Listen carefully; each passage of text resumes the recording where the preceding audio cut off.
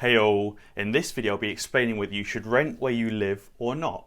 I'll also be exposing why renting isn't all it's cracked up to be as the gurus make it out. I'll be telling you about the advantages and the disadvantages of renting and actually in what circumstances renting can be a great idea. But before we get started, be sure to drop a like down below and subscribe to the channel if you haven't already because I make tons more content just like this. Now let's get into the video. So let's start by talking about the advantages of renting and why renting can be really good and why it might be right for you. The main advantage with renting is that you don't need a huge upfront deposit. You usually only need a month or two's worth of rent to cover the security deposit, and therefore you don't need to do a whole load of saving. Therefore renting can be a really great option for someone that might be younger and doesn't have a whole load of money saved up. Maybe you've just turned 18 and you want to move closer to work, or move in with a girlfriend or a boyfriend or something like that. It's also good because obviously providing you haven't trashed the place, you'll get that security deposit back at the end of your rental contract. Renting is also really great because it offers a lot of flexibility and a temporary solution. Maybe you're being seconded overseas for work. Obviously you wouldn't really want to have to go out there and buy a house if you're only going to be there for a few months. Or maybe you really want to move out of the family house, but you don't quite have enough for a down payment on a house. You could therefore rent somewhere for a few months or a year or two. Renting obviously gives you that flexibility to enter into a short-term rental contract where you can live somewhere else for a few months, a year, maybe two, and you don't have to worry about getting stuck somewhere for years and years. Say if you want to go travelling or maybe live in a country for a little while, you don't have to worry about continuing to pay your mortgage at home while you travel. You can obviously just end your lease and go out and explore. Another benefit to renting is quality. You will likely find that with renting, you'll be eligible for a nicer property. But what exactly do I mean by that? So let's say you wanted to buy a £1 million home and you had enough for a 10% deposit. That means you'd need a £900,000 mortgage. In the UK, a bank will likely lend you around 4 to 4.5 times your annual salary. It's not always a hard and fast rule, and there are some exceptions and leeways. You might need a bigger salary, maybe a smaller salary. But you'll probably need somewhere around £200,000 a year as your salary to be eligible for a £900,000 mortgage. So let's say that you earn £200,000 a year. After tax and national insurance, that's around £9,750 a month, which is a whopping great big sum. In the UK, you could probably rent a £1 million house in Surrey for around £4,000 a month. So actually, you probably wouldn't need to earn £200,000 a year if you wanted to rent. You could earn half that and still have about £1,000, maybe a little bit more, left each month to spend on everything else. Now obviously you definitely don't want to be spending anything crazy like 80% of your monthly salary after tax on rent.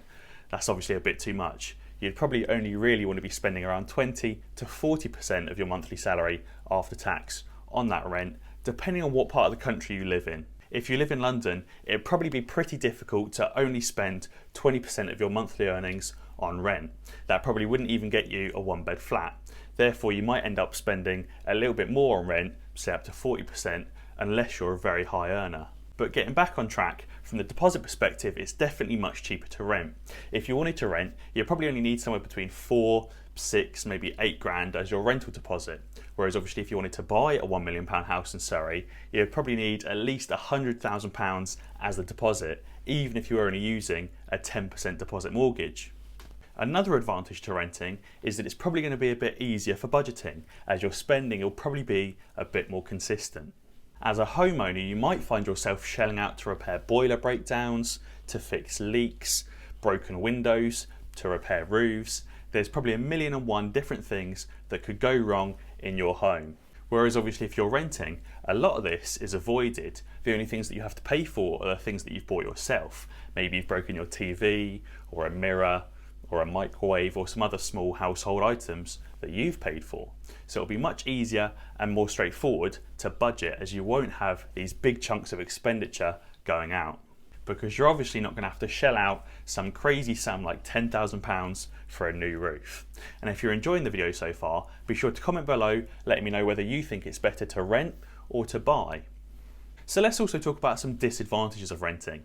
And the number one biggest disadvantage of renting, and this is what so many gurus get so wrong, and it's that renting is actually more expensive than buying your own home and paying a mortgage. So we said earlier that renting a £1 million home in Surrey is likely to cost you around £4,000 a month. Let's say you bought a home and you only put down a 10% deposit, which means you have a 90% LTV mortgage or a £900,000 mortgage. Obviously your interest rate is going to be higher because the LTV is higher, and it's probably likely to set you back around £3,800 a month. Now okay, you might say, ooh, £200 a month, big deal on a £4,000 a month property. I could probably just find a slightly cheaper property to rent anyway. And that's technically right. If you use the biggest mortgage you could possibly get your hands on, you'll only be saving £200 a month. It's still something, but it's not that much. But where renting really falls down is that your rent is always going to be £4,000 a month. Whether you have a big deposit or a little deposit, whether you earn £100,000 a year or £500,000 a year, the rent is always going to be £4,000 a month. But obviously with a mortgage, you can just put down a bigger deposit. All of a sudden, if you're using an 80% LTV mortgage, it's only going to cost you £3,200 a month. And if you're using a 70% LTV mortgage, it's only going to cost you £2,700 a month. So then all of a sudden you're saving £1,300 a month every single month by buying instead of renting.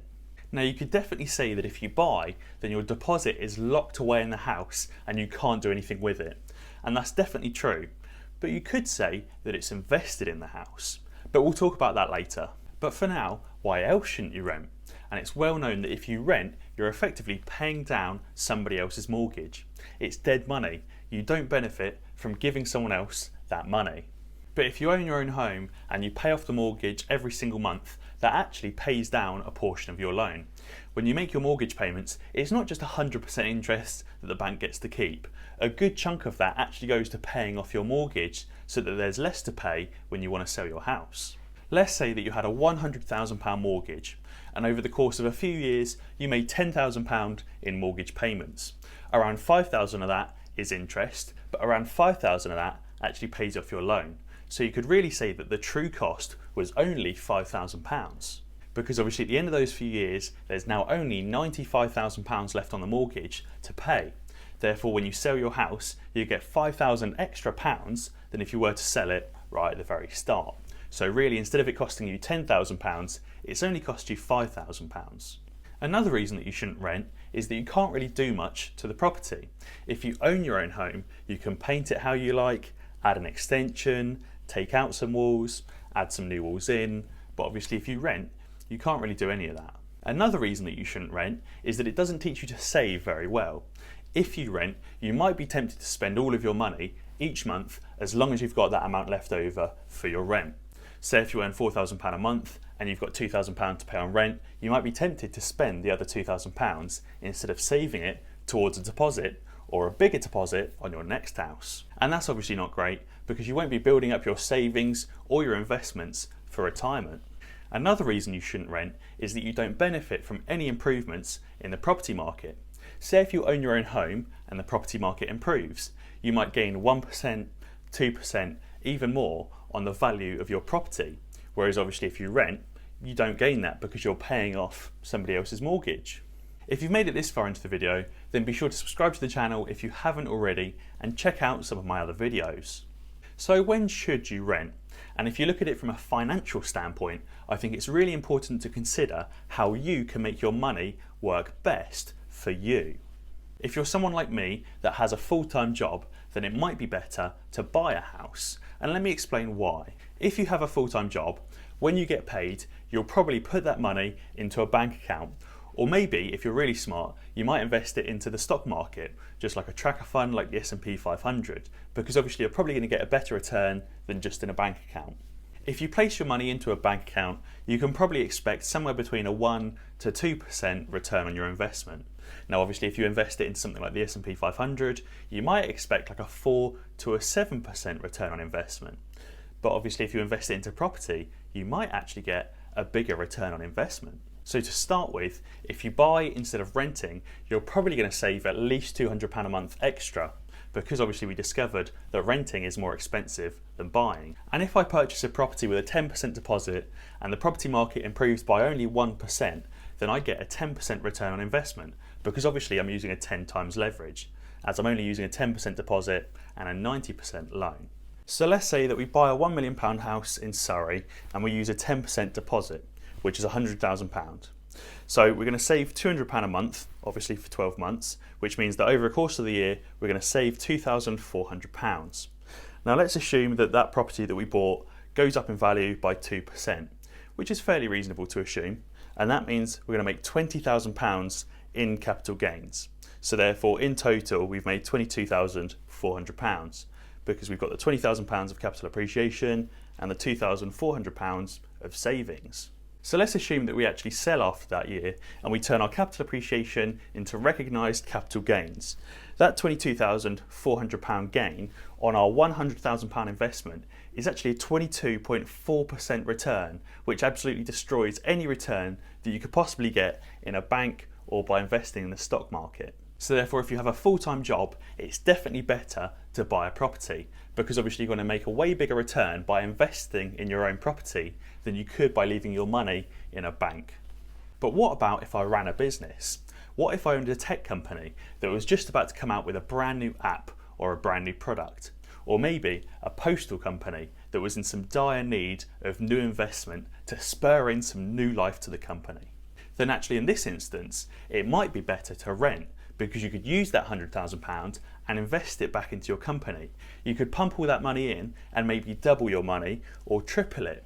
You could turn a small business into a giant multi-million pound company. Or maybe you trade stocks for a living, or forex pairs, or you resell items. Your business could really benefit from an extra £100,000 invested into it. Basically what I'm saying is that if you think that you could use that £100,000 and make a bigger return than 24% or something like that, then it's definitely worth using that money and renting instead of buying. As always guys, if you enjoyed this video, then be sure to check out some of my others. Alternatively, subscribe to the channel and ding the notification bell because that way you'll be alerted when I upload a new video. Cheers!